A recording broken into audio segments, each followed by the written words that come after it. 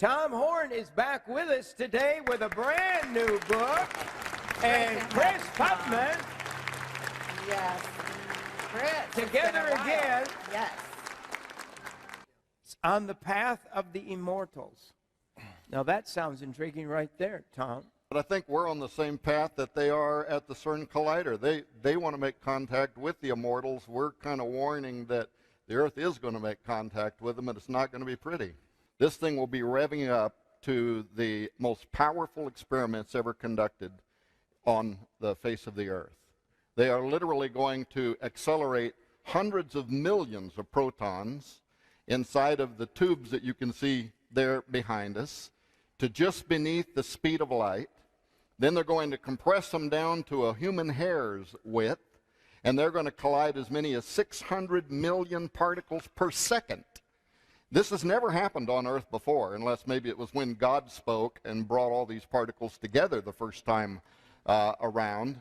So, yeah, there are some physicists concerned. There's been fears that we might open up some kind of a black hole, and yet that's actually kind of what they want to do, and we can talk about that during the program. They want to open a black hole, and they want to see if they can send gravitons through it to communicate with the other side. The Higgs boson, the God particle that Zach mentioned, is one of the particles they're looking for. They're looking for quarks. They're looking for gravitons. They want to know, how did God put this all together, and can we take it apart? The Shiva deity that they've got, right outside the main offices there at Cern. Right. That's what it does. It does the cosmic dance that discombobulates the world at the atomic level. Tom? Well, the government of India actually gave that as a gift to Cern because they already were working with Cern. But what's inscribed on the plaque beneath it is equally important, where it is called, "O Omnipresent." This is the replacement of Jehovah. There's the picture, but there's the... No, there is no other God. Well, they think there is. The scientific work that they're doing is legitimate. They're trying to break down what makes up an atom, and they get smaller and smaller. What happens, though, is the smaller they get, the weirder things get. And just to put it really simply, what Einstein discovered and what they're discovering the smaller they get is that human consciousness, the observer, affects reality. So some of these things, it looks like a wave, okay? Sometimes it looks like a bullet, like a particle. Now, it's actually both until somebody looks at it. When you look at it, it actually determines what state it's in, which is really odd given, an atheistic world. That wouldn't make any sense. Why would your mind have any effect over reality? So they're actually proving our worldview through their atheistic mindset, whether they realize it or not, because they're proving that human consciousness, our soul, our essence, actually affects physical reality in a ways that we really don't understand at all. There's a documentary, you can go online. It was put together by some of the CERN physicists and other physicists. It's called The World of String Theory, the Theory of Everything. But when you watch that online, fast forward it to 33 minutes. And everybody that knows anything about the Freemasons would know that that number 33 is really an important marker in the film, right? But fast forward it to 33 minutes and listen to them start describing how they're going to open these black holes. They're going to try to find gravitons, which is the particle they think gravity is made out of. But the point is, some of their early experiments showed gravitons disappearing, and they think into a parallel universe. Now they're going to do it again, and this time they're going to try to track what's happening with these gravitons and where they're going. But when you watch that documentary, here's where it gets interesting and even supernatural. They say if gravitons are escaping into a parallel universe, then gravitons might be a tool that we can use to send a communication through into the other universe to say, we're here, come and talk to us. And then they said maybe something would be sent back through to us. In fact, the director at Cern, we put this on the back of our book, the director at Cern said the Large Hadron Collider could open a doorway to an extra dimension, and out of this door might come something, or we might send something through it. That's Sergio. He's telling you exactly what they intend to use that machine for.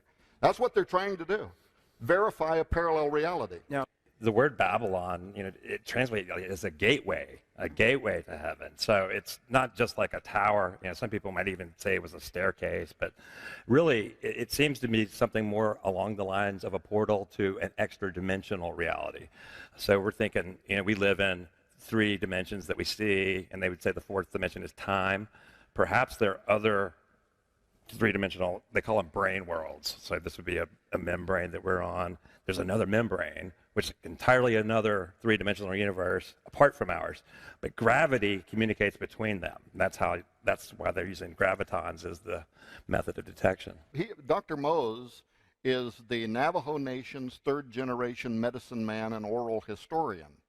And so partly what happened, Jim, was we had gone up to Mount Graham, you know, the whole Exo-Vaticana, the last time we were on your show talking about that. One of the pieces of technology inside the Large Binocular Telescope is called the Lucifer. What happened was we came down from Mount Graham, right? After going up there to talk to the Pope's astronomers and ask them why they're studying some object in deep space that's approaching the Earth that Jesuit Malachi Martin had talked about. So we did all that, right?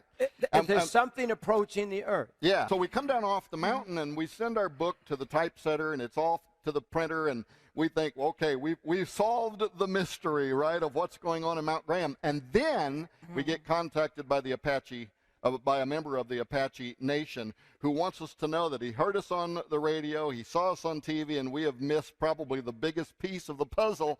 And we're like, well, what is that? And he says the reason that the Apache joined the environmentalists to sue the Vatican and to sue NASA and to try to keep them from getting up on the top of that mountain is because Mount Graham is one of the 4 holiest mountains in the world for all American indigenous tribes, not just the Apache. And it is, Jim, because it is a portal, it is a doorway, it is a gateway. It is a strategic location on Earth where since the beginning of time, entities have come in and out of this reality. Well, when he told me that, we went and vetted the story to make sure that was true, and it is. And then, boy, the conspiracy lights went off in our head about now why did the Vatican and NASA want that mountain in particular? Why go through a federal lawsuit? Why not just go to another mountain that'd give you the same elevation, right?